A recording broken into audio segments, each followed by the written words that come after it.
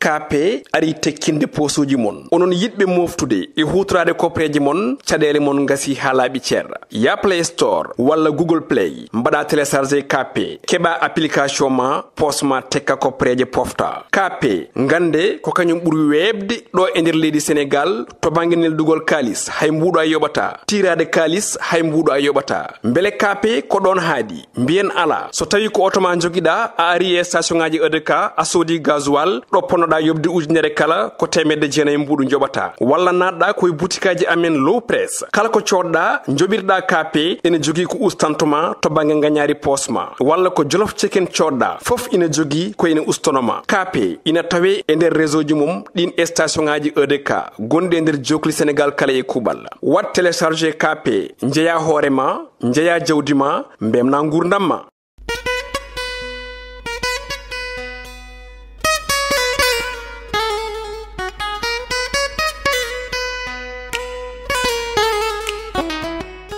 jam Allah wale mon bandirabe musibbe tedduɓe yeɓe en ko ɓe o Pindi TV tewteɓe nder johli dundi babadama adi bil adi saladade ɓuuri firtude adi addan ɗon holko sifa e kelle gadan ɗin jayde leydi Sénégal ene wayno noon ko sawru gumɗo walla mbiyen tigui ganduɗa ko nantal makko kanko président Macky Sall e ko yewte tigui oɗon sommet mo ganduɗa tigui kudditeɗo sommet sur le financement des infrastructures ene wayno ko ɗo tigui Dakar bismuto ndeɗon jonde kane ene ɓuuri yajude e nder ɗiɗon jayndeji leydi Sénégal e oɗo subaka kono kay procès Mame Mbaye Niang wondude Ousmane Sonko kan kadin tawe ɗiɗon jandeji jehen garten piren pacciran jandi Youssouma Jiguen l'observateur que kayre ngudutir tan ka arti ko el khali location loyer do nder leydi Sénégal ene way non ko hanki wonno wadu tigi on sesine Mamadou Ba wonno conseil constitutionnel la ben tigi ganda kay le 5 saza jodino mo tigi al khali firde faccite kono kay artude mbade kupte dindi holko be mbawi tongude kono kay so tawi tigi be cilna ngaldon no kulal loyer o be mbi ko Macky tient sa caution ganda tigi ne ngaldon jabbal ngalo yebbu non kono kay ngal peltal ngalo jetno usude location do e Dakar ene way non président Macky Sall ummake de don pele ha joni location usete dum tigi ko woni ko article ngori lendi président Macky Sall jayde la sa natal mako kanko lamtor pour guéde wondude Paul Kagame horejo leydi Rwanda el khali tigi odon sommet sur le financement des infrastructures be ko sommet o ko do tigi yubbinte nganda tigi odon nganda tigi den jonde ne nganda ko odon horejo leydi Rwanda ma tawtore dum e ko yowte tigi din financement ji dunde Afrique kono kay infrastructure ji sportive e ko waynon e ko waynon e ko waynon ngam kay ya jubbudi kono kay ya nganda ko malde de don golle bamtare dunde Afrique dum tigi woni pelle de be dewi ha jonde nganda tigi force restera à la loi winon ko Abdou Mbow on ngada tigi baddo o avertir odon opposition hollide be tigi nganda ko dole de ko lamugu jogi dum dole de ko nganda kay ben jogi be kutorde lamugu jogi dum hay goto tigi wa habde lamu wonande Abdou Mbow le soleil national en jogi natalma ko kanko président Macky Sall wondude Paul Kagame l'Afrique se cherche une nouvelle voie en nganda tigi Afrique ni yawati damal gongal wala lawol gongol ngol gonda tigi manawdum e bamtare manawdum tigi e pele nganda kay jokkade ha yito hore mum no hanirni ene way non be koliti ko 400 milliards de dollars kanyum wada investir e nder tigi didon infrastructure ji do nder dunde Africa jon non abe gebba peje ngam kaya addude goddum ko ganda tigi ne wawi silnude ene way darnude ganda tigi golle patam lamiji do nder dunde Africa dum tigi woni yidde mabbe ko koy denna jonde tigi be jodi be garti al khali ngodon wuro witengo porkan tawtengo takko nyode de rip 71e magal à l'honneur de Sokhna Diarra Bousso on human Serigne Touba Khadim Rasoul ene wayno non ganda tigi hewbe jehi julbe kala jehi notiyade godon noddan kono kayya jehi monnoyde odon na nyala mo ganda tigi odon human Serigne Touba ko ton tigi leli wonto programme Mame Diarra Bousso wonno ko 1866 jayde libération e odo subaka ari tigi ko al khali on affaire Mame Mbaye Niang Ousmane Sonko ene wayno odon citation du parquet e al khali ganda kay odon diffamation woni tumde neddo takkude dum ko ganda Mame Mbaye Niang holli Ousmane Sonko wari faade makko ene wayno non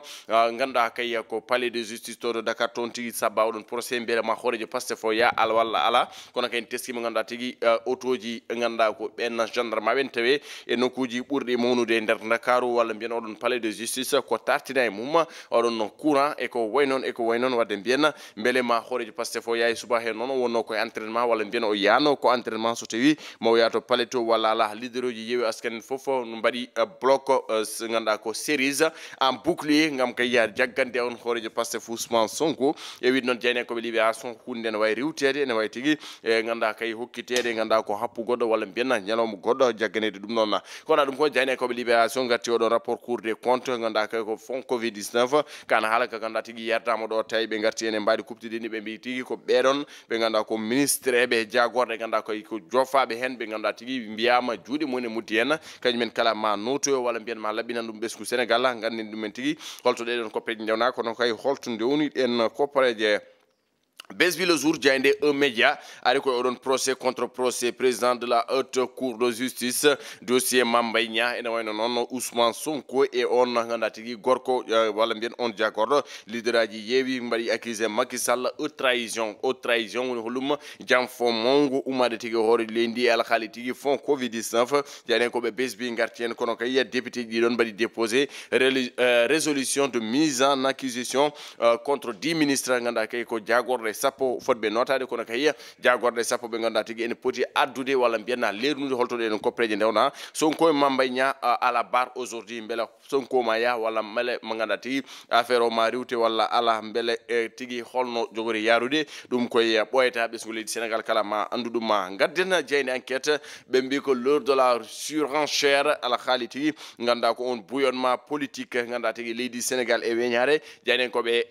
enquête ganduɗa tigui namdimi hen ma Hawa Diouf mo ganduɗa mo Benno Bokk Yakar o wi ko nous sommes prêts à faire face à tous ceux qui veulent installer le chaos dans le pays amin keeɓi huccodirde kala jiɗɗo wadde jeygol umminde fitina ɗo e nder leydi Sénégal ene wayno yeewi askan wi ko oɗo ñalawma dimanche aɓe noddi to Benno Bokk Yakar jaafa ɗon aɓe noddi dimanche to Pikine grand rassemblement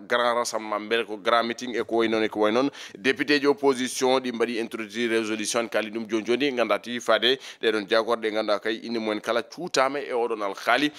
fond covid 19 ko preje ñamaɗe e Sonko se radicalise et gonfle les jeunes à bloc wi noon ko jayniyankoɓe les échos nden tigui wi noon alhaali tigui ganduɗa ko goɗon noddago e wiide makko oɗo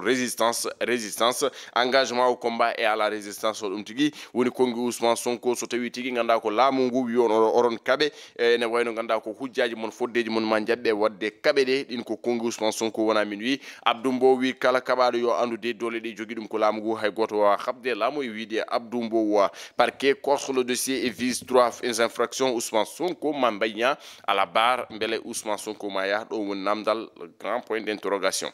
jayde vox populi joni oɗon politique et guérilla verbal hakkude yeewi e Benno Bokk Yakar ha joni ko cottumami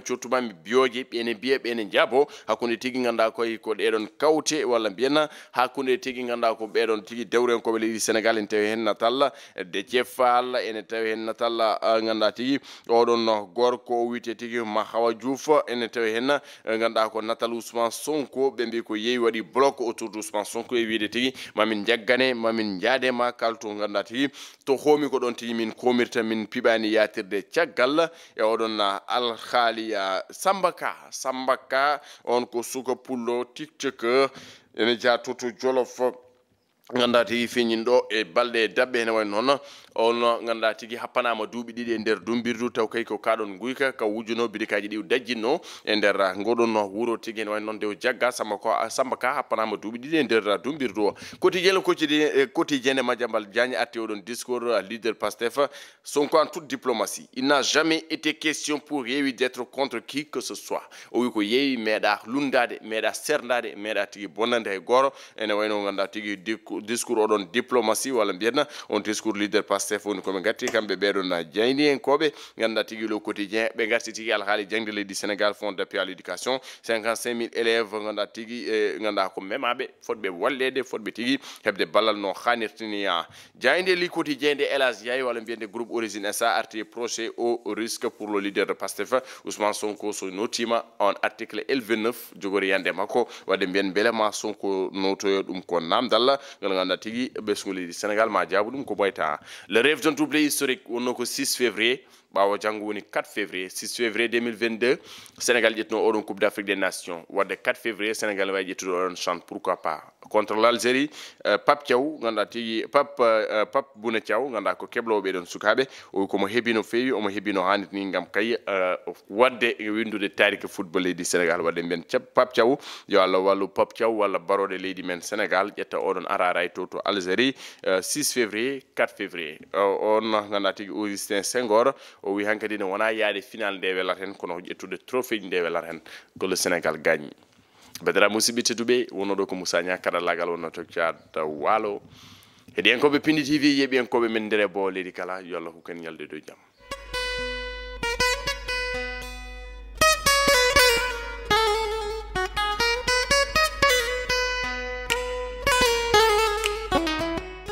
KP ari tekkinde posuji mon onon yidɓe moftude e hutorade kopreji mon caɗele mon gasi ha laaɓi ceerra ya Play Store walla Google Play mbaɗa téléchargé KP keɓa application ma posma tekka kopreje pofta KP gande ko kañum ɓuuri webde ɗo e nder leydi Sénégal to banggue neldugol kalis hay mbuɗo a yoɓata tirade kalis hay mbuɗo a yoɓata beele KP ko ɗon haadi mbiyen ala so tawi ko auto ma joguiɗa a ari e station ngaji EDK a soodi gasoil ɗo ponnoɗa yobde ujunere kala ko temedde jeenayi mbuɗu joɓata walla natɗa koye boutikaji amen low press kala ko coɗɗa joɓirɗa KP ene jogui ko ustantoma to banggue gagnari posma walla ko jolof chicken coɗɗa foof ina jogui ko ene ustonoma KP ina tawe e nder réseau ji mum ɗin station ngaji EDK gonɗi e nder jokli Sénégal kala e kuɓal wat téléchargé KP jeeya hoorema jeeya jawdi ma mbemna gurdam ma.